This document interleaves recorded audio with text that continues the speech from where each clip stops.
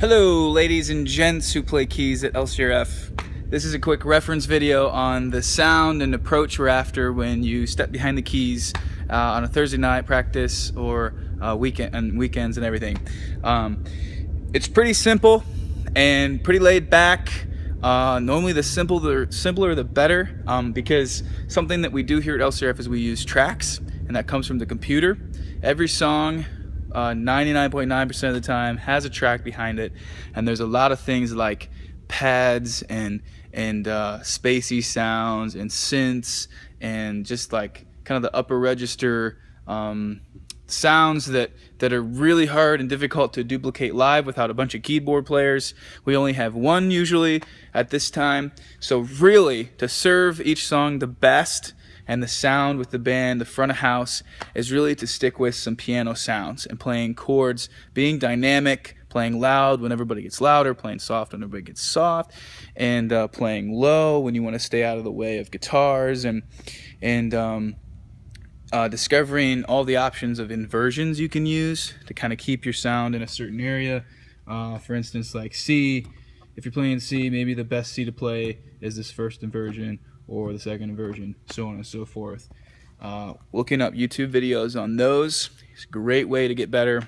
But as far as the sounds, sticking between these two sounds I'm about to show you is probably your best idea, best bet to serve what's going on in each song. So the first one is a full concert grand. When you first boot up the keyboard at both campuses, it'll pop up with this concert grand piano, and this is just a normal piano sound, very clear with some reverb behind it.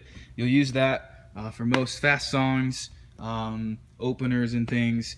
And then option 2 here is a piano that's a little thinner, brighter, with some strings behind it, like a pad bass behind it, so it kind of fills in some of the gaps when you're playing slower songs and like the song drops down and it's just keys playing. It kind of fills out the sound a little bit in the front of house, which really serves the moment.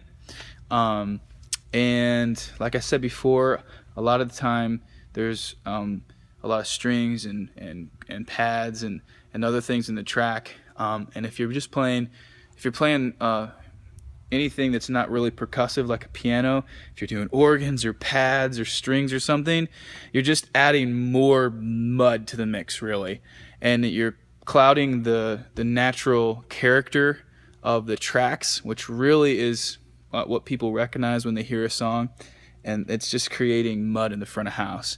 It might seem like it's serving the song good, but really the piano sounds are going to serve the songs a lot better because you're kind of staying out of the way of what's going on in the tracks, but also serving the percussiveness of each chord and the dynamics and things.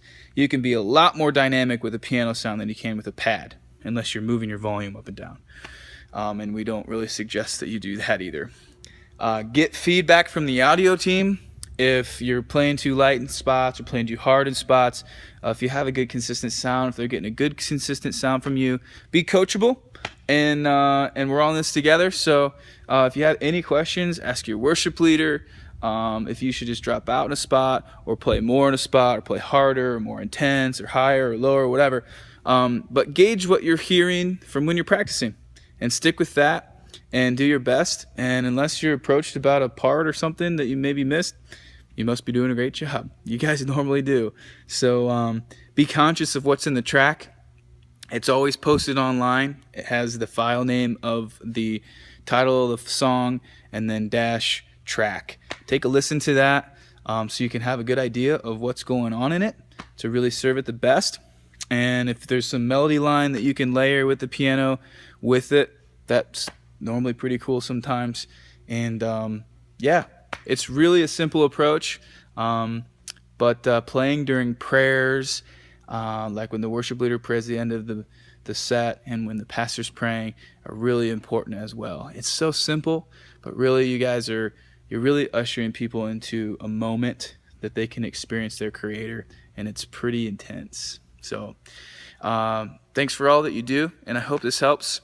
Start adopting this approach when you're playing, and if you have any questions, just shoot me an email and we'll go from there. Thanks, guys.